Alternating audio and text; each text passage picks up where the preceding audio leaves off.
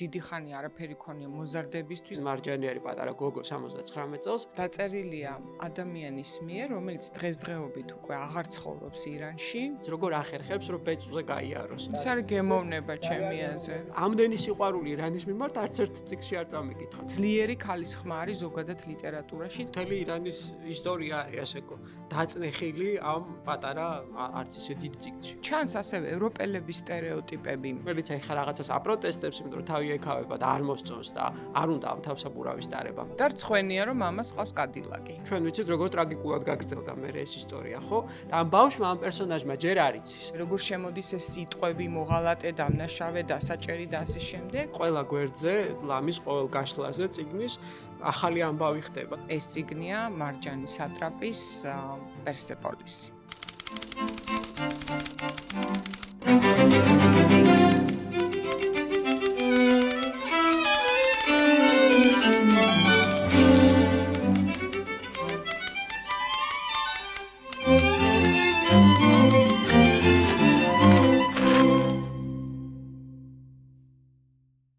მოგესალმებით ისევ ჩვენს არხმის მინეზე. პოდკასტით ერთი წიგნი, სანამ წიგნზე საუბარს დავიწყებთ, მინდა გთხოვოთ, რომ გამოიწეროთ ჩვენი არხი და დაგვიწეროთ კომენტარები წიგნის შესახებ, რაც უფრო მეტი კომენტარი და აქტივობა იქნება ჩვენს არხზე, მით უკეთესია ეს ჩვენი არხის პოპულარიზაციისთვის. ასევე ძალიან დიდი მადლობა მინდა გადავუხადოთ ჩვენ სპონსორს, Coca-Cola-ს და მისი პორტფელის გამორჩეულ პროდუქტს მთისწყალი, რომელიც არის ბრომატის გარეშე და რატომ არის ახლა ეს კარგი, მავნე ნივთიერებებისგან თავისუფალი წყალი ძალიან მნიშვნელოვანია ჩვენი ჯანმრთელობისთვის და დიდი მადლობა Coca-Cola-ს ჩვენი სპონსორობისთვის. რაც შეეხება წიგნს, დღეს წიგნზე ვისაუბრებთ მე და დათო გაბუნია. დათო, დიდი მადლობა, რომ ჩვენს პოდკასტში ხარ სტუმრად. ჩვენ შევარჩიეთ ეს წიგნი რამდენიმე მიზეზით, ერთი რომ ორივეს ძალიან გვიყვარს, მეორე ის რომ და დიდი ხანი არაფერი ქონია მოზარდებისთვის და მესამე რაღაცა ძალიან გავს ჩვენი ქვეყნების ეგზისტენციალური გამოწვევები და თავისუფლებისა და პიროვნული განვითარების საკითხები ერთმანეთს და ეს წიგნია მარჯანი სატრაპის პერსეპოლისი. ბატონო. ხო, ამ წიგნზე ბევრი რამის თქმა შეიძლება, თან ისეთი პოპულარული წიგნია, უკვე კარგი ხანია ქართულ ენაზე გამოცემულია სულაკაურის გამომცემლობის მიერ და ამიტომ ჩვენი მაყურებლის დიდმა ნაწილმა ალბათ უკვე იცის ეს წიგნი და ძალიან მიხარია თუ ეს ასეა. თუ წიგნი არა, ფილმი მაინც. თუ წიგნი არა, ანიმაციური ფილმი მაინც ეცოდინებოდ, რომელიც ასევე ამავე სახელწოდების პერსეპოლისი 2007 წელს. თვითონ წიგნი ცოტა ადრე დაიწერა 2000-დან 2003 წლამდე ეს ნაწილებად ქვეყნდებოდა ჯერ საფრანგეთში, ანუ ფრანგულენოვანი წიგნია, ხო? ირანელი ფრანგი ავტორის. და მე უკვე 2007-ში ამ ფილმმა, ამ ანიმაციურმა ფილმმა ძალიან შეუწყო ხელი უცებ ესეთ აი პიკში წავიდა პოპულარობა, იმიტომ რომ ფილმი გახდა კანის ფესტივალის ჟიურის სპეციალური პრიზი მოიგო თუ არ ვცდები და ძალიან ცნობილი მსახიობები ახმოვანებდნენ კატრინ დენევი იყო, კატრინ დენევის და მასტროიანის ქალიშვილი კი არა მასტროიანი და ამერიკულ სხვადასხვა ამერიკულ ვერსიაშიც ესეთი ვარსკვლავთმცვენა იყო გამხმოვანებლების ამ ანიმაციური შონ პენი იყო, ჯინა როულენსი, იგი პოპი და რა ვიცი, ძალიან ბევრი ესეთი ცნობილი ადამიანი იყო აქ ჩართული ამ საქმეში. და მოკლედ რაშია საქმე საქართველოშიც მე მგონი თუ არ ვწდები გამისწორებენ კომენტარებში დაგვიწერენ გაგვისწორეთ თუ რამე შეგვეშლება. მე მგონი პირველი გრაფიკული რომანი იყო რომელიც გამოქვეყნდა ანუ ჩვენთან რომელიც გამოიცა საქართველოში ყოველ შემთხვევაში რომელიც ესეთი პოპულარული გახდა და რო განსხვავება არსებობს კომიքს და გრაფიკულ რომანს შორის რაღაცა ერთმანეთის ბიძაშვილი ჟანრები არიან მაგრამ გრაფიკული რომანი მაინც ცოტა სხვა მიმართულებაა, ხო? მაგრამ ეს წიგნი თვითონაც ზოგადად მარტო ჩვენთან არა, მსოფლიოშიც გრაფიკული რომანის ალბათ ერთ-ერთი ყველაზე წარმატებული ნიმუშია და ყველაზე პოპულარული არის ნამდვილად. მე სადღაცა რომ მოვდიოდი აქ, ვქეკავდი ინტერნეტში და წავიკითხე, რომ დაახლოებით 2 მილიონამდე ეგზემპლარი არის გამოცემის დღიდან აქ სხვადასხვა ენებზე. რა წიგნისთვის დიდებული. რა წიგნისთვის არ არის ცუდი შედეგი, 2 მილიონი ეგზემპლარი რო გაიყიდება, ხო? მოკლედ ეს ესეთი რაღაცა ტექნიკური შესავალი, მაგრამ ჩვენ კიდე რატომ შევარჩიეთ ეს წიგნი სალაპარაკოთ, ერთი მომენტი გამოგრჩა, მე მგონი, იმიტომ რომ ჩვენ ხელოვნური სუთქვა სერიალი, რომელიც იმედია ჩვენს მაყურებელს ჯერ კიდევ ახსოვს. თუ არ ახსოვს და რამც ნახეთ. იქ თავარი პერსონაჟი გოგონას ძალიან უყვარდა წიგნების კითხვა მელანოს და ჩვენ მე და ქეთი მაყურებელო, ძვირფასო მაყურებელო, ესე ძალიან გულდასმით ვარჩევდით რა წიგნები წაეკითხა ამ პერსონაჟს და მე ეს წიგნები პოპულარული ხდებოდა ამ ბავშვის გავლენით. ახლა ბავშვები უყურებდნენ. და ჩვენ რაც გვიყვარს იმას ვარჩევდით ხოლმე. და რაც გვიყვარს ესე წიგნებს მელანოს ვაკითხებდით და მათ შორის იყო პერსეპოლისი და მე მაშინ მახსოვს რომ ის სერია ეს 2016 წელს იყო რომ გავიდა ეთერში ისეთი პოპულარული გახდა რომ ცოტა ხანში მაღაზიებში აღარ იყო უკვე ეს წიგნი ამოიყიდა მთლიანად და რა წიგნია და და ამიტომ თქვა კიდე რაღაცა სენტიმენტი ვაკავშირებს ამ წიგნთან იმის გარდა რომ სულებით შესანიშნავი წიგნია და რა წიგნია რატომ და რაზე არის ეხლა უკვე ვილაპარაკოთ. წიგნი დაწერილია ადამიანის მიერ რომელიც დღესდღეობით უკვე აღარ ცხოვრობს ირანში და პატარა იყო ზუსტად იმ დროს როცა ირანში მოხდა ცნობილი რევოლუცია.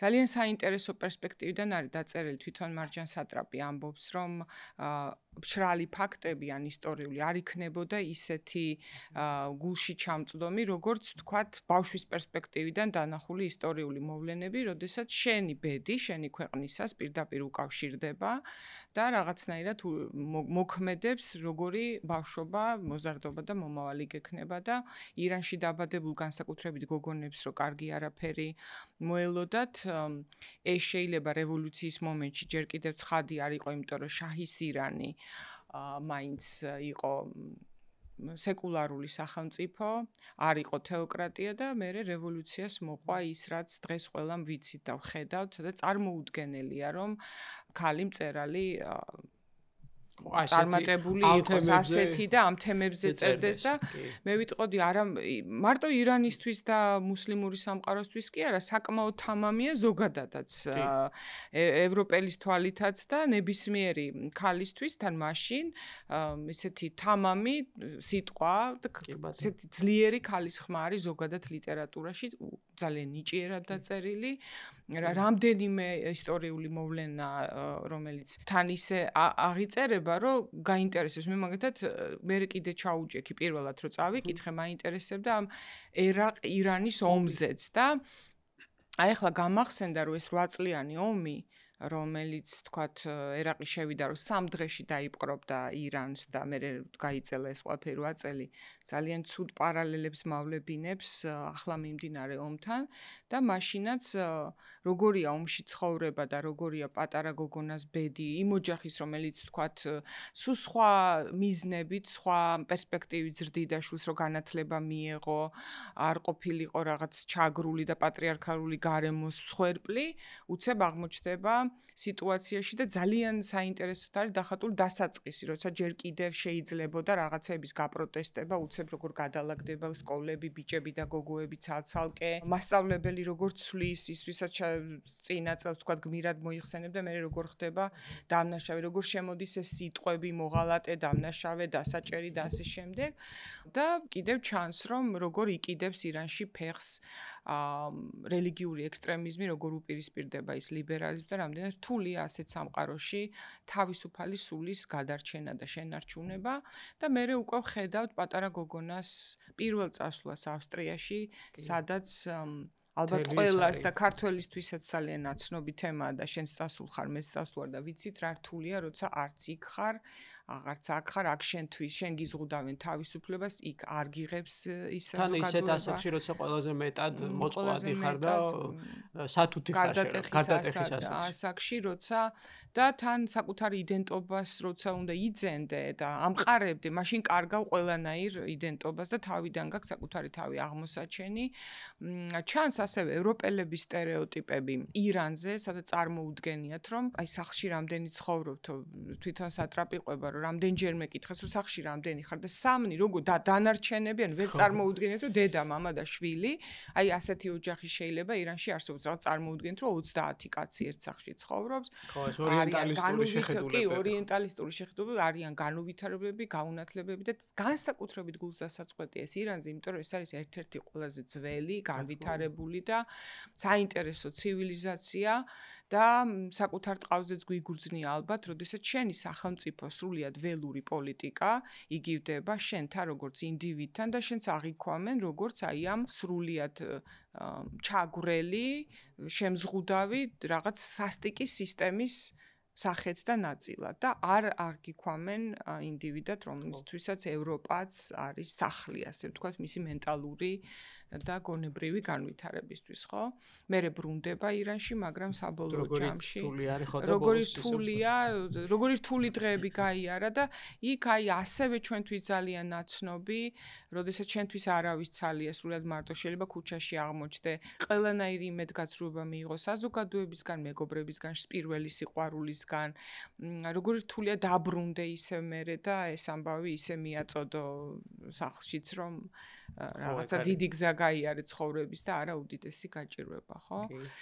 ხო, აი თავიდან ასე ვთქვათ, პატარა ეს რომ ჩვენი ვთქვათ, განსაკუთრებით უმცროსი თაობის მაყურებლისთვის პატარა ექსკურსივით რო გავაკეთოთ, ანუ როგორ იწყება ეს წიგნი, ხო, თვითონ იწყება ექსკურსით ირანის ისტორიაში. როგორც რაღაცა გვერდნახევრიანი რაღაც პატარა შესავალია, რომელიც გვარკვევს კონტექსტში, რა ხდება, სად ვართ, რა არის ირანი, რა არის სპარსეთი, რომელსაც მოგვიანებით დაერქვა ირანი, ხო, ესე გაფორმდა ამ სახელს.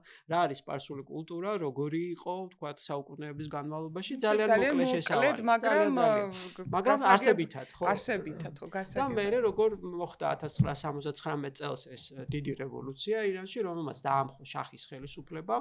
და ამ რევოლუციის, ვთქვათ, და კიდევ ერთი არ დაგვავიწყეს ბოდიში, რომ ეს ყველაფერი ზოგადად იმპერატორის შეცვლა, შაჰის ის ყველაფერი ხდება ნავთობის გამო. ეს არის დედამიწის წყევლა, ნავთობი. რესურსების, აი ეს ყველაფერი ძალიან კარგად არის, ვთქვათ, აი ესე არ უნდა აღვიქვათ თითქოს ვისაც არ წაუკითხავს ეს წიგნი, ვთქვათ, შეიძლება დარჩეს შთაბეჭდილება, რომ ეს არის ირანის კრიტიკა და ესეთი ცალმხრივი, როგორც ახასიათებს ხოლმე, ვთქვათ, აი სტერეოტიპულად რომ რაღაცას ვაკრიტიკებთ, კონკურსისთვის დაწერილი ხალხს, ხო, იმავე ხალხს, რომელიც ვთქვათ, ამ ირანელ გოგონას აღიქვამს რაღაც ველურად და ვერ წარმოუდგენია ირანში ცხოვრება როგორია და ვერ ხვდება იქ ტელევიზორი აქვს თუ არა და დაახლოებით ამ დონეზე, ხო, როგორც არის ამ წიგნში. დაახლოებით ესეთი კრიტიკა, ანუ ეს არ არის, ესე ვთქვათ, მარცხენა ფლანგიდან და დასავლური ფლანგიდან ესე ცალმხრივად დაწერილი წიგნი. ნამდვილად არ არის ასე. ის ხსნის კომპლექსურობას ყველაფრისას, თქვა ძალიან კარგად გვახედებს. მიუხედავად იმისა, რომ გრაფიკული რომანია, რომელიც ძალიან სუბუქი წასაკითხია, ბევრი დრო არ ჭირდება. კომიქსების პრინციპით, ესე ვთქვათ, სუბუქი საკითხავია მაინც. ამბავი საერთოდ არ არის სუბუქი და ძალიან საინტერესო და სიღრმისეულია. ეს არის ალბათ ოსტატობა, რომ კი, როგორ ახერხებს ამას ესე ძიმე თემებს, ესე მოგაწოდებს, რომ და მე მაქვს ერთი აზრი, რატო ახერხებს ამას, იმიტომ რომ კონცენტრირებულია ამ პერსონაჟზე და მთხრობელის პერსპექტივა არის ყველაზე საინტერესო, რომ პატარა გოგო ყვება ამ ამბავს, ჩვენ გვაქვს რამდენიმე კარგი ნიმუში ესეთი მაგალითი სოფლიო ლიტერატურაში, სადაც ბავშვების პერსპექტივიდან დანახული სამყარო ძალიან ესეთია, როგორ თქვა, ძალიან გულზე ხვდება, როცა ამას კითხულობ, ან კინოში უყურებ და ასე შემდეგ. ბავშვი არ არის დამძიმებული სტერეოტიპებით. რომ ბავშვი უყურებს ისე, რომ თქვა ბავშვის რეაქციები ყველაფერზე თუ თქვა აღქმა, როგორ აღიქვამს ის რაღაც მიმდინარე მოვლენებს, რომელშიც ჩაბმულია, ხო, ძალიან გულუბრყვილო და უშუალოა. და უშუალო რეაქციები და ეს არის ძალიან მომხიბლავი ამ წიგნის დასაწყისში, რომელიც იწყება ირანის რევოლუციით, რეალურად ამბავი მაშინ იწყება, ამ 79 წლის რევოლუციის და ეს გოგონა არის ისეთი მაღალი კლასის ოჯახის წარმომადგენელი, იმპერატორის ჩამომავალი, ხო, ძველი ყაჯარული დინასტიის, ასე ვთქვათ, დინასტიასთან დაკავშირებული, ყოვლად პრივილეგირებული ბავშვი, რომელიც სწავლობს ფრანგულ სკოლაში, ფრანგულ ენაზე იღებს განათლებას, და რწმენია, რომ მამას ყავს კადილაკი. ხო, მაგრამ ხო, იმიტომ რომ ადრიდანვე არის, ვთქვათ, სოციალისტური იდეებით, შეიძლება ითქვას, მოხიბლული ბავშვობიდანვე და რევოლუციონერი ბიძა ყავს და მოკლედ ამ რევოლუციონერობის, ვთქვათ, რომანტიკა ძალიან კარგად არის აქ გადმოცემული ამ წიგნში და ზუსტად აი ბავშვის თვალით დანახული, რომ პატარა ბავშვიც კი, მარჯანიერი პატარა გოგო 79 წელს ხვდება, რომ სოციალური უთანასწორობა ცუდია. და უნდა ღმერთობა, იმიტომ რომ მათმა მოსამსახურე მისადილოს მათთან ერთად. პირველი საბავშვო სოციალიზმის ფარგლებში ღმერთობა უნდა, იმიტომ რომ თანასწორობა დაამყაროს ადამიანებს. ის ხვდება, რომ თქვათ, რაღაცაშია საქმე, რაღაცა პრობლემაა იმაში, რომ მათი მოსამსახურე, ჯერთი რომ მოსამსახურე გამოსახურე ყავთ სახლში, მამა კადილაკით დადის და ამას თავის მეგობრებში არ ამბობს და ასე შემდეგ. ანუ ამ პრივილეგიას აცნობიერებს ძალიან ბავშვური ამიტი გზით პატარობისას უკვე ხო და როდესაც თქვა გამოსვლები იწყება და რევოლუცია უკვე რაღაცა მომწიფებულია ირანში ეს ბავშვიც სულ ცდილობს რომ ჩაერთოს ამ პროცესში და დემონსტრაციებზე უნდა წასვლა და სახალისო ეპიზოდები რამდენიმე ძალიან სახალისო ეპიზოდია პატარა მარჯანი როგორ გაიპარება ჩუმად და იქ ლამისკინ აღამცემ დაარბევენ და დარბევაში მოყვება და ძლივს გადარჩება და რა მოკლედ აი ექშენი რასაც ქვია და ესეთი დაძაბულობა ამ წიგნში ბევრია და სახალისო წასაკითხია ესეთი ყოველგვარი აი თემატური და როგორ თქვა იდეოლოგიური და სხვა ყველანაირი ღირებულების და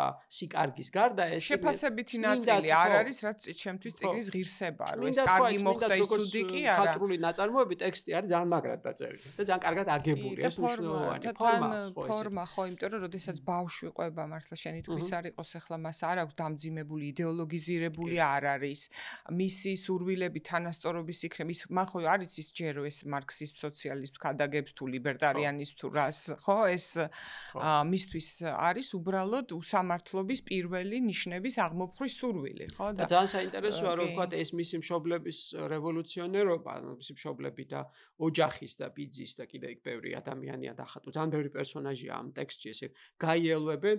ძალიან საინტერესოა სხვათა შორის ეს კარგად აქვს გაკეთებული რომ პატარ-პატარა პერსონაჟი არის ბევრი. მაგრამ ყველა გამახსოვრდება. აი ბებია ჩემთვის არის რაღაც მოარული სინდისის ხმა მისი, ხო, რომელიც ბებია რომელიც ბოლომდე ერთგული რჩება ლიბერალური ღირებულებების და ძალიან ესეთია რა, ძლიერი გავლენა აქვს მასზე და შემთხვევითი არ არის რომ ამერიკულ ვერსიაში ჯინა როულენსი ახმოვანებდა. ჩვენი საყვარელი ჯინა როულენსი და ბები ანაცვლებს რაღაც დროს ღმერთსაც კი როცა დიალოგი აქვს იმდენად დიდი ავტორიტეტია და რა. კი და ეს ძალიან ესეთი გული რო რეჩხს გიზამს ესეთი მომენტია, როდესაც მოხდება რევოლუცია უკვე, ანუ ჩვენ ცოტას დაგასპოილერებთ, ეხლა სხვანაირად არ გამოვა წიგნზე ლაპარაკი, რა გავაკეთოთ. მაგრამ რაც უდია რომ ვიცით ჩვენ კითხვის დროს ეს ყველაფერი მაგრამ საქმერაშია, იცით, თქვა რამდენად ისეთი მკითხველისთვის, რომელმაც არ იცის ეს ისტორია, ხო თქვა ირანის თაობის მკითხველისთვის მაგალითად, რომელმაც არ იცის ეს ისტორია, თათ ისიც ანუ მოულოდნელობებით ახსავსეც იქნება, მოულოდნელობებით ახსავსე მაინც იქნება ეს წიგნი, მიუხედავად იმისა, ვიცით თუ არა კარგად ისტორია, იმიტომ რომ ისე ვამბობ რა ვთქვათ აი ამ იდეოლოგიების და ვთქვათ ისტორიული ღირებულების და აი ამ რაღაცა მის გარდა ეს კარგად დაწერილი წიგნია პირველ რიგში.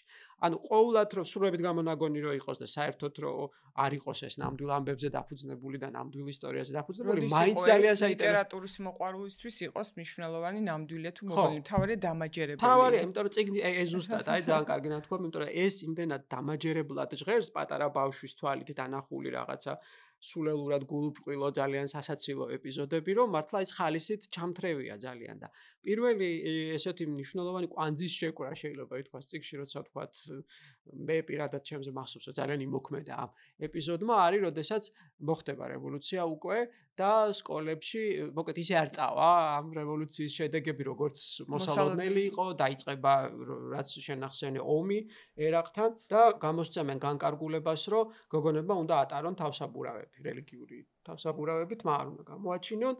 რაც მათთვის არის სრული შოკი და წარმოუდგენელი და ძალიან სასაცილო ეპიზოდია თან, ძალიან სახალისოა პატარა გოგონები როგორ იძრობენ ამ თავსაბურავებს, როგორ ვერ თავი ეფხანებათ. რაღაც განსხვავებაც არის დახატული, როგორ ემორჩილებოდნენ თავიდან, სანამ ძალიან გამკაცდებოდა, როგორ ემორჩილებოდნენ აი ამ ახალ კანონს, იქაც ჩანდა ვის როგორი ღირებულებები, ანუ არის რელიგიური და მისი დრო დადგა თუ ჯერ კიდევ ცდილობს, ბოლომდე რო არაფერ თმარო ოდნავ უჩანს და ასე შემდეგ, ანუ ცდილობენ რომ თავიდან რაღაც ნაწილმა საზოგადოების გააპროტესტოს და როგორი გულდასაწყვეტია მერე რო ჩანს ხო აი აქ არის ზუსტად ისო ჩვენ ვიცით როგორ განვითარდა ეს და ამ პატარა ბავშვს ძალიან თანავ უგრძნობთ ძალიან იმიტომ რომ მისი ტონი მთხრობის ტონი ძალიან უშუალოა ხო ბავშვი ლაპარაკობს ბავშვი გვიყვება ამ ამბავს ძალიანად ხო ბავშვი გვახედებს თავის სამყაროში და ჩვენ რახან ეს რეტროსპექციულად რახან ვიცით როგორ განვითარდა ირანის ისტორია ხო ძალიან დიდ ემოციურ თანაგზნობას იწვევს ამ ბავშვის მიმართ,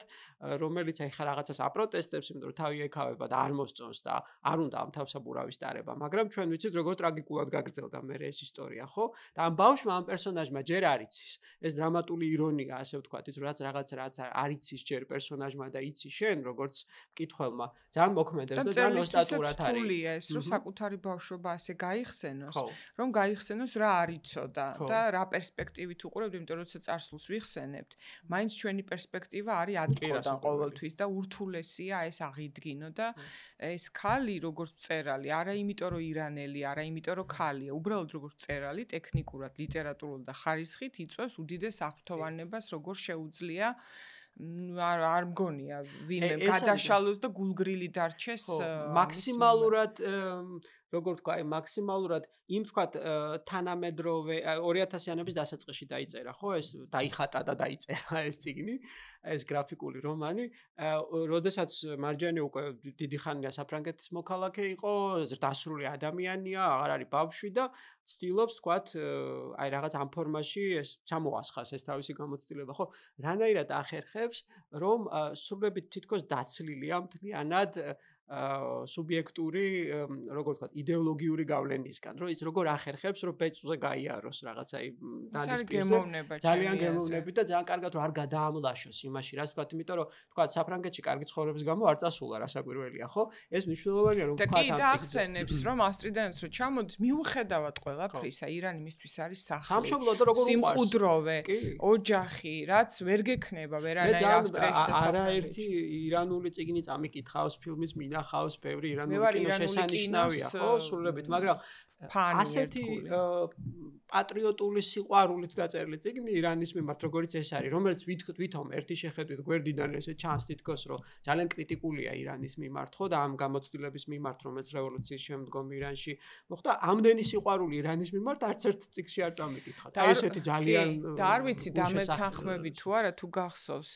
ფარჰადი separation იქ ფინალური სცენა ამერიკაში წასვლაზე, რატომღაც მომაგონა ეს გოგონა, რომელმაც რაღაც არჩევანი უნდა გააკეთოს საყვარელ მამასა და ან დედას შორის, ან სამშობლოსა და დასავლეთ შორის და ირანელებს ეს არჩევანი როგორც ჩანს სულ ედგათ. ეს თემა სხვათა შორის ბევრგან არის ირანულ კინოშიც და ხო და როგორც ჩანს ეს არის, მაგიტომ ვახსენე, რომ ეს ეგზისტენციალური გამოწვევა, რომ დარჩე სიმყუდროვეში, მაგრამ სრულ უფლებობაში თუ ყველანაირი ადამიანური უფლება ქონდეს, მაგრამ არ ქონდეს აი ის რაღაც შენი სიყვარულის, სენტიმენტების და ბავშვობის ადგილი, ხო? და ძალიან არ არის ეს არის ამ წიგნის ალბათ ერთ-ერთი ყველაზე მთავარი მოტივია და სერიოზული და აი რაღაცა ხალისით და თამაშობით კი იწყება ბავშვობიდან, მაგრამ ცოტაც რომ მოვყვეთ, თუმცა შენ უკვე მოყევი, რომ გრძელდება ამბავი, ეს არის გოგონა როგორ ხდება ქალი, ასე ვთქვათ, გადადის ბავშვობიდან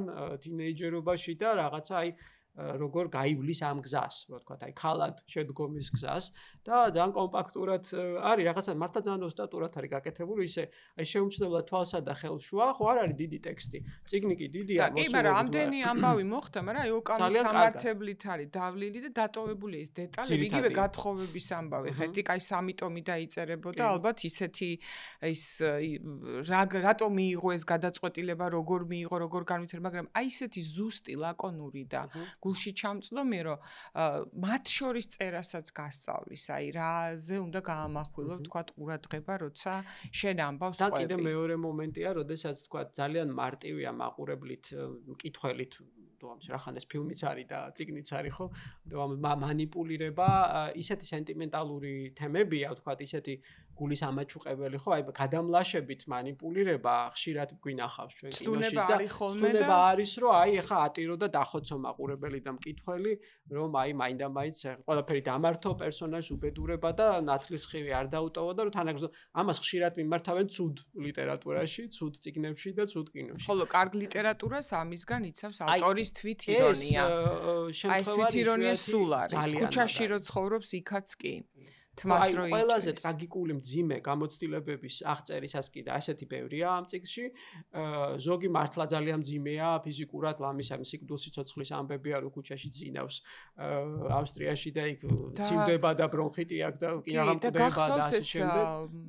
ვიზის აღების ამბებიც. ეს არის მივხვდი, რადგან ჩვენი ბედკრული ქვეყნის შვილებს ოდესღაც გამოცდილი გვაქვს რა არის ეს ვიზის მოლოდინი, განსაკუთრებით როცა ადამიანს ჭირდება მკურნალობა, წაყვანა ეს პერსონაჟი იღუპება იმის გამო, რომ სანამ პასპორტი გაკეთდა ადამიანი დაიღუპა. მაგრამ აი ესეც კი, ცოტა რო კითხულობ ცხენი, როგორი იმით ექშენის იმით კითხულობ და არა, მე საკუთარი რო გახსენდება ეს ვიზაზე რიგი, ეს აქედან გასვლა ქვეყნიდან გაღწევა რა იყო. ხვდები რომ ამ ადამიანის ირონია, თვითირონია და სიმსუბუქე სიამოვნებაში უფრო კარგად შეგაგრძნობინეს სიმძიმეს მთელი ამ ამბების, ხო? კი და თან მთელი უზარმაზარი კოლაჟია, მართლა ძალიან ბევრი ამბავია. ისტორია, აი მოყოლა რომ დავიწყოთ წიგნში რა ხდება, ხო, ყველა გვერდზე, ლამის ყოველ გაშლაზე წიგნის ახალი ამბავი ხდება და თავგადასავალი გამუდმებით ესე დინამიკას სულ ბოლომდე ინარჩუნებს. და ერთი წინადადებით გაგებინებს მაგალითად ტელევიზორი როგორ იტყუება. აი საინფორმაციო აი ერთი წინადადებით გეუბნება რომ ომის დროს ტელევიზორიდან ვერ ისმენ ვერანაირ სიმართლეს და ძალიან დიდი რაღაც რეფლექსია გჭირდება რომ დაადგინო რა ხდება და როგორ და რაღაც მარცხენა მარჯვენა მხრიდან მოდის ნამდვილი ინფორმაციები, მაგრამ აი ძალიან კარგად არის მთელი აი 79 წლიდან მოყოლებული მის წასვლამდე საბოლოოდ. აბსოლუტურად გასაგებია, სულ რომ მართლა შენ თქვის არ იყოს არაფერი არ იცოდე, გასაგებია რა ატმოსფეროში და რა ველში ხდება ყველაფერი. მთელი ირანის ისტორია არის ასეკო დაწნეხილი ამ პატარა არც ისე დიდ წიგნში, ხო, პრინციპში ესე ძალიან კომპაქტური და ნახატებიც როგორ იცვლება, ესეც მოქმედებს. მე ვფიქრობ, ეს დამხმარე ინსტრუმენტარიუმი, რასაც ქვია გრაფიკა, ესეც ძალიან დიდი გემოვნებით და შთამბეჭდავად არის გაკეთებული. სხვა არ არის ხო, არ დაგავიწყდება და არასდროს არ დაგავიწყდება, როცა თქვა არის სპეციფიკური სტილია, ძალიან ლამაზია და ჩვენი მკითხველი და მაყურებელი ამას ნახავს. თუ არ უნახავს უკვე ნახავს. ძალიან შთამბეჭდავი რამ არის, ხო და განსაკუთრებული, ანუ უნდა ითქვას კიდე ერთი რაღაცა, რომ ცხადია რომ ირანში ამ წიგნს მოყვა ცუდი რეაქციები. ვერც დასერჩა მე მგონი წესიერად. ირანში ძალიან ისეთი მძაფრი რეაქციები მოყვა, თუმცა ხმთლად რაღაცა ესე სასიკვდილოდ არ გაუმეტებიათ ავტორი, მაგრამ ცხადია რომ კარგი რეაქციები არ მოყვებოდა, იმიტომ რომ თქვა ის ამ რეჟიმს აკრიტიკებს რბილი ნათქვამი, ანუ კი არა აკრიტიკებს ესე პლაკატურად, არამედ შიგნიდან აჩვენებს, როგორ იბადებოდა, როგორ დაიბადა, როგორ შეჭამა თავისი შვილები რევოლუციამ ირანში, ვთქვათ, როგორ გამოიყენა სრულებით ესეთი ვთქვათ, კეთილი განზრახვით ანთებული ადამიანები, რომელთაც თანასწორობა უნდათ მართლა გულწრფელად და რა შედეგები მოიტანა და მე სახელმწიფომ ვთქვათ, იგივე ომი, როგორ გამოიყენა პროპაგანდის საშუალებისთვის, როგორ ვთქვათ, აი ესეც პირდაპირ ეს ეპიზოდია, რომ თქო, როცა ომი იწყება, ხო, აი საომარი მდგომარეობის გამო ნელ-ნელა როგორ კარგავენ სამოქალაქო უფლებებს და სახელმწიფო ნელ-ნელა როგორ უფრო ფორს მაჟორი პანდემიის და ომის დროს შენ გართმევენ თავისუფლებას, რომელსაც ამ ყველაფერს და ამართლებს როგორც წესი, მაგალითად მე უკან აღარ გიბრუნებ. იმიტომ რომ აი მაგალითად 11 სექტემბრის ტერაქტის მერე რა წესებიც დაწესდა, როგორც გამოწმებენ თქვათ აეროპორტში, ეს მერე აღარ შეიცვალა. ან დროებით გამკაცრებული ნებისმიერი წესი, ან პანდემიის დროს ახლა სიცხეს აღარ გიზომ, ამენ შეიძლება, მაგრამ თუ რაღაცის გამკაცრება ხელისუფლებას გამოვიდა, იმას ის უკან აღარ მეაქვს როგორც წესი, ხო? და პირიქით რაღაც ესეთი გეომეტრიული პროგრესიით იზრდება და აი ერთი თუ შეგზღუდვა გამომდის, რატომ არ უნდა შეგზღუდო? და სახალისო ამ ოჯახის ფონზე რო ხდება ყველაფერი, დედა, მამა, რომელიც ორივე და ბებიაც და გაგიჟებით ბიძა, ყველა ეს ოჯახი, ეს ოჯახურობა, თქვათ. შეიძლება ქართულ მკითხველში ამის პოპულარობა ამითაც იყოს ალბათ ნაწილობრივ განპირობებული ამ წიგნის, იმიტომ რომ ეს ძალიან ნაცნობი რამ არის ჩვენთვის, რომ თქვათ, აი როგორ ერევიან დედა და მამა მაგალითად ქალიშვილის ცხოვრებაში, თან როგორ ერევიან, თან როგორ არა, როგორი გამონაკლისი მშობლები არიან, როგორი გამონაკლისია ბებია და იქ სიგარეტის მოწევაზე არის მთელი ესეთი ხუმრობები, რომ თქვა ამ პატარა ბავშვს როგორ გონია, რომ ეს რაღაცა გამომწვევი აქტი არის თავისუფლების, იმიტომ რომ ამაში ღა შეუძლია თავისუფლების რეალიზება. გარეგნული ნიშნებით აი ეს ავსტრიაში წასვლის ეპიზოდში ძალიან კარგად ეს როცა იცვლის ვარცხნილობას, ქცევებს, ისე რომ მას დედა რო ვეღარ შეიჭრის. ცნობს, რომ ჩამოდის სანახავად ისეთი შეცვლილია, მაგრამ მთავარი მასში არც ირანში, არც ავსტრიაში, არც სტრასბურგში, არც საფრანგეთში არ სადარიცულება, ეს არის პიროვნული თავისუფლებისკენ მუდმივი სწრაფვა და საკუთარი ნიჭიერების რეალიზაციის სურვილი. ჩვენ ხედავთ ახლა ირანული კინოც ევროპა აფასებს ამას, რომ უკიდურეს წარმოუდგენელ პირობებში ხმე და შეხება ქონია გადაღებასთან და კიდევ უფრო კარგად გვესმის რა რთულია, როცა დასაჭერად გაქვს საქმე ამ ქვეყანაში არ ხარ და რაღაც უნდა გადაიღო, დაწერო, აი ესეთი წნეხის ქვეშ და მე მუდმივად იგებდე ყველანაირ კონკურს, არა იმიტომ რომ შენ დაჩაგრული ხარ და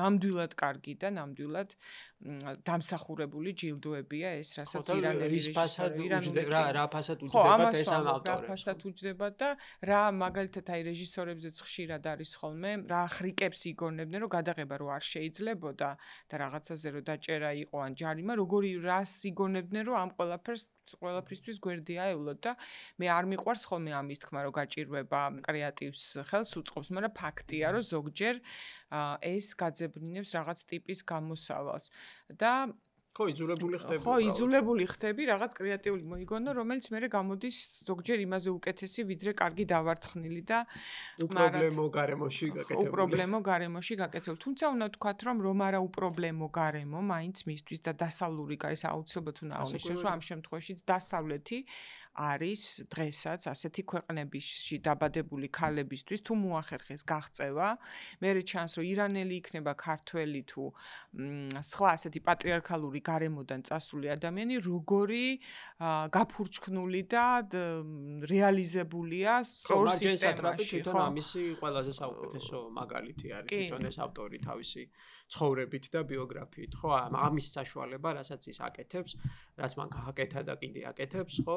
ფაქტობრივად თან ებძვის ამ სტერეოტიპულ დამოკიდებულებას ირანის მიმართ ეს არ არის. ეს ძალიან მნიშვნელოვანია, რომ ეს არ არის მართლა მარტო, ვთქვათ, ირანის რაღაცა პოსტრევოლუციური ირანის კრიტიკა. და იქ ამაზე არ არის ახლა ეს დიდი სიყვარულის ახსნა არის ამ ქვეყნისთვის ფაქტობრივად აი ამ წიგნის წაკითხვის მერე არაფერი არ იცოდე ირანზე მართლაც ეს წიგნი წაიკითხო შეუძლებელია რომ ეს ხალხი და ეს კულტურა არ შეგიყო არ დაგაინტერესოს არ მოგეწონოს და არ მიგიზიდოს ეს ძალიან მნიშვნელოვანია რომ ფაქტობრივად ელჩია ამ სოფლიოში თავისი ქვეყნის ისევე როგორც რომლიდანაც იძულებული გახდა რომ გაქცეულიყო კი და ძალიან ბევრნი არიან და ითარგმნა და ეს ძალიან მნიშვნელოვანია. ჩვენი კარგი საყვარელი წიგნებიც რო გავიხსენოთ ილია ჭავჭავაძე იქნება მიხეილ ჯავახიშვილი თუ დავით კლდიაშვილი ეს არ არის სიძულვილი საკუთარი ქვეყნის ეს არის უდიდესი სიყვარული და დეკონსტრუქცია იმის რაც გვჭირს ისე რომ საქართველოსაც გაიგებ ახლა ყველაფერს ლუარსაბ თათქარიძეს თუ წაიკითხო ხო იმ დროინდელს მე მახსენდება ერთი ფილმი ირანული ძალიან კარგი ფილმი შესანიშნავი რეჟისორის მოხსენ მაჰმალბაფის რომელსაც თელი დინასტია ქალიშვილები ცოლი ყველანი კინორეჟისორები არიან და აღარ ცხოვრობენ ირანში უკვე კარგი ხანია სამწუხაროდ ნუ იძულებულები გახდნენ მან ჯერ კიდევ ირანში ცხოვრების დროს 90-იანებში გადაიღო ესეთი ფილმი რომელიც კვაზი დოკუმენტური ფილმია თქვია სალამ სინემა 95 წელს თუ არ ვცდები როცა კინოს 100 წლის თავი აღენიშნებოდა და რა არის ახლა ეს ფილმი მაჰმალბაფი უკვე ცნობილი რეჟისორია ირანში და აცხადებს კასტინგს ვითომ იღებს ფილმს და დგება და აცხადებს თავისუფალ კასტინგს ამ მსახიობების შერჩევას და დგება რიგები და ათასობით ადამიანი დგას და სინამდვილეში ფილმი არ არსებობს. სინამდვილეში ეს კასტინგი არის მთელი ფილმი, სადაც ეს ეკითხება ამ მსახიობობის მსურველ არაპროფესიონალ ადამიანებს, რატო გიყვარს კინო, რას ნიშნავს შენთვის კინო და რატომ გინდა ამ ფილმში მონაწილეობაო და იქ ძალიან გულის ამაჩუყებელი მომენტია. ერთი ქალი ამბობს თუ არ ვცდები, დიდი ხნის წინ მაქვს ნანახი, მაპატიეთ თუ ვცდები და ეგეც დაგვიწერეთ კომენტარებში თუ არასწორად ვამბობ, მაგრამ ერთი პერსონაჟი ნამდვილად ამბობს, გონი ქალია, ამბობს, რომ თქვენი ფილმი თქვენ ცნობილი რეჟისორი ხართ, ამ ფილმს რო გადაიღებთო, მე კანის კინოფესტივალზე აჩვენებენო და მე საშუალება მექნება, რომ წამოყვეთ კანის ფესტივალზე და ამიტომ მინდა ამ ფილმში თამაში თქვენთანო და რომ ფაქტობრივად ამბობს, რომ უნდა საფრანგეთში წასვლა, საფრანგეთის ნახვა უნდა რა, რასაც ისე ვერ მოახერხებდა და ძალიან გულის ამაჩუყებელი რამ არის ეს ნუ ამ ფილმში კიდე ბევრი რამ არის კაი, უბრალოდ ეს წიგნი და ეს ვთქვათ რაღაცა ჰაერში ტრიალებს ირანულ კულტურაში ეს თემა რა, ეს გაქცევის, წასვლის, თავის გადარჩენის თემა. გახსოვს პატარა გოგო მსახიობს რო ეძებს რო მათამაშე მსახიობობა მინდა და დამეხმარეო რაღაც ვიდეოს რო. და ეს ვთქვათ კიდე საინტერესო რომ ხელოვანია ამ წიგნის მთავარი პერსონაჟი, ვთქვათ ხელოვანი ადამიანები, იმ შემთხვევაში კინო რეჟისორია ის აქ რაღაცნაირად როგორც შენ მოყევი ამას მოვაყოლე ხო ამ ისტორიას, ვთქვათ რაღაცნაირად გამოძრომის საშუალებით ვთქვათ და ძალიან გულის ამაჩუყებელი არა, ძალიან რაღაც ამაღელვებელი არის ამ ყველაფერზე დაკვირვება, როცა იცი რა პოლიტიკური გარემო შედეგია. რა ფილმებიც ვახსენეთ მარჯან სატრაპის ბიოგრაფიიდან გამომდინარე, იმ გამოსვლებიდან და ბოლო პოლიტიკური მოვლენების შემხედვარე გვარი აღარ მახსოვს ბოდიშია ესე მსახიობია ჯარმუშის ფილმში რო თამაშობს ირანელი. მე მგონი მახსოვს და არ მინდა რომ დაგვიწერეთ კომენტარებში. არ მინდა რომ შემეშალოს. რაღაც არ ვიცი შეიძლება სტერეოტიპია, მაგრამ ჩამომიყალიბდა ირანელ ქალზე რაღაც ძალიან რომანტიული წარმოდგენა, რომ ეს არის მებრძოლი, თამამი, მამაცი, ჭკვიანი, ძალიან საინტერესო ქალი. აი ირანელი ქალი თვის ძალიან არაავთენტურია აი ის წესები, რასაც მისი რელიგია ახევს თავს. აი წარმოუდგენლად უჭირთ აი ამ ყველაფერთან შეგუება, იმიტომ რომ ეს არის მებრძოლის სული. ამ თელერის ესე ერთი ქალის გენერალიზაცია არ შეიძლება, მაგრამ იმდენ ამბავს ვაწყდები ქალების, გაბედულების, სიმამაცის ალბათ როგორც ჩვენთანაც ხო რაღაცა ავანგარდში არიან სულ ამ დაწყებული მოძრაობების და ეს მარჯანი სატრაპი არის რაღაცნაირად აი კომბინირებული სახე ამ ყველაფრის ერთად ეს ფაქტობრივად რაღაცა ირანელი პეპი გზელი წინ და ირანელი რონია ყაჭაღის ასული და აი ესეთი გოგო პატარა მეამბოხე გოგო პერსონაჟების და ვთქვათ ძლიერი ქალების რომ ვთქვათ ესეთი მეამბოხე გოგოდან კამათით იწყება ხო იმით რომ თავისი პოზიცია აქვს და თავისი შეხედვები აქვს შეხედულება აქვს ცხოვრებაზე და უბრალოდ უნდა ის რაც ნებისმიერ ადამიანს წესით უნდა უნდოდეს თავისუფლება ხო და ძალიან მომხიბლავი და ძალიან გადამდები ამბავია ეს პრინციპულობა კი ანუ ანტიგონეები მარტო ანტიკურ ხანაში არიბადებოდნენ სულ არიან და ეს ამ წიგში ეს ყველაფერი ვთქვათ შეიძლება კიდე ერთხელ შეიძლება ბევრჯერ ვთქვით ეს უკვე მაგრამ აი ეს მძიმე ძალიან უმძიმესი ამბავი ამ წიგში ისე არის ისე სახალისოდ არის გადმოცემული და ისეთი კარგი ტონი აქვს ნაპოვნი ავტორს რომ ჯერ გულგრილს არ დაგტოვებს და ძალიან გაგართობთ თან ყველაფერთან ერთად ანუ ირონია არ ავიწყდება არც ერთ ნაბიჯზე კი ამას ჩვენ სულ აღნიშნავთ და ზოგადად ყოველთვის ძალიან სახალისოა მიუხედავად იმისა რომ ამბები მძიმეა კი და უნდა ვთქვათ რომ ეს არის უნივერსალური წესი რომ სანამ არ იპოვი ტონს ჯობია არ დაწერო ტექსტი როცა საკუთარ ხმას და ტონს პოულობ ამბავი ყოველთვის მოვა იმიტომ რომ ნებისმიერი აი ხო ყოფილა რომ რატო არის რომ გვეჩვენება რომ ძალიან მაგარი ბებიები ყავდათ წერლებს და ძალიან მაგარი იმიტომ რომ წერა იციან თორე ბებია შეიძლება სხვას უკეთესი ყავდა ვიდრე ვთქვათ რომელიმე გამოჩენა ვიღაცის ბებიას გაუმართლა ვიღაცის ბებიას გაუმართლა რომ შვილიშვილმა იცის კარგად წერა მოკლედ ვურჩიოთ ეს წიგნი ეჭვი მაქვს ჩვენი მაყურებელი ჩვენი ლოიალური მაყურებელი არის ხოლმე ისეთ ის წიგნები რასაც წარმოადგენთ უფრო გამოდის გახსენება ვიდრე ვთქვათ რაღაც იმიტომ რომ ახალ წიგნებს ჯერ არ დაგვიწყია ახალი თაობის მკითხვა ახალი თაობის მკითხვა აი თინეიჯერებს მოზარდობის ასაკის ვთქვათ სტუდენტებს და ყველას ვურჩები ამ წიგნის საკითხვას ახალი თაობის მკითხველებს და არამხოლოდ არავინ არ ჩათვალოს ერთი წამითაც რომ ეს მხოლოდ გოგოების დასაკითხი წიგნია არანაირად არავითარ შემთხვევაში როგორ თქვა ეს ისეთი წიგნია რომელიც აი ამ რაღაცა ვიწრო იმიტომ რომ თანამედროვე ლიტერატურაში არის ესეთი დაყოფები ხო თქვა იწერება სპეციალურად წიგნები რომ მხოლოდ გოგოებისთვის მხოლოდ ბიჭებისთვის ხარისხი რომ შეუძლებელი ეს ვინმე კონკრეტულისთვის იყოს უნივერსალურია და რაც თავარია თამამად აი გულწრფელად მე თამამად кайხნის განმავლობაში სხვათა შორის როცა სერიალში გამოვიყენეთ იმ кайხნის განმავლობაში წლების განმავლობაში მე თქვა საჩუქრადო ვარჩევდი წიგნებს ამას ჩუქნიდი ხოლმე ყველას კი მახსოვს მე ეს და რაც თავარია შეიძლება მასწავლებლებს და მშობლებს დიდად არ სიამოვნებდეთ ასეთი შვილები და მოსწავლეები მაგრამ უნდა ვიცოდეთ რომ აი მასწავლებლისთვის დასმული კითხვა მშობლებისთვის დასმული კითხვა აი ეს დიალოგი რომელიც ბავშვს აქვს დაპირისპირება დიდებთან ეს ძალიან მნიშვნელოვანია თუ თქვენ გინდათ ყავდეთ ძალიან მნიშვნელოვანია გემოვნებიანი განათლებული და კარგი შვილი და ცოტა გამოცდილებითაც და ვიცი რომ პირდაპირ ჩვენი მასწავლებლების და მშობლების პირდაპირ ვალდებულებაა რომ დიალოგში შევიდეთ შვილებთან თორე მარტო რაღაცა საჭმელი ვაჭამოთ და რასაც მე და რა ჩავაცვათ, თქმა ეგ არ არის უნდა, და საკმარისი. კარგია. თუ ის თქვენ არ გეთანხმებათ, ეს არის კარგი დიალოგი და არის აუცილებელი. შეიძლება მე ის მომავალი მარჯანსატრაპიც იყოს, თუ ასეთი პროტესტი აქვს, იქ ხედავთ ხო გახსოვს იქ რაღაც. ეს წიგნი, ვინც არ იცის. ესეთი ლამაზი გრაფიკა. ჩვენ შეგვიძლია ძალიან დიდხანს ვისაუბროთ მე და შენ ამ წიგნზე, იმიტომ რომ თითეული წინადადება შეიძლება კიდე რაღაცის ინსპირაციას აძლევდეს ადამიანს, მაგრამ სპეციალურად აღარ მოუყვებით. ხო, აღარ, იმიტომ რომ კი. წაიკითხოს კითხვა და გაი, ყველაფერს ნუ მოუყვებით. კი, და ბოლოს გთხოვთ ისევ კიდევ ერთხელ დაალაიქოთ ჩვენი პეიჯი, გამოგვიწეროთ, კომენტარები დაგვიწეროთ, რაც გაზრდის ჩვენი YouTube არხის ხილვადობას ინტერნეტ სივრცეში და რა თქმა უნდა, უდიდესი მადლობა მთის წყალს ჩვენი სპონსორობისთვის, გემშვიდობებით მომავალ წიგნამდე.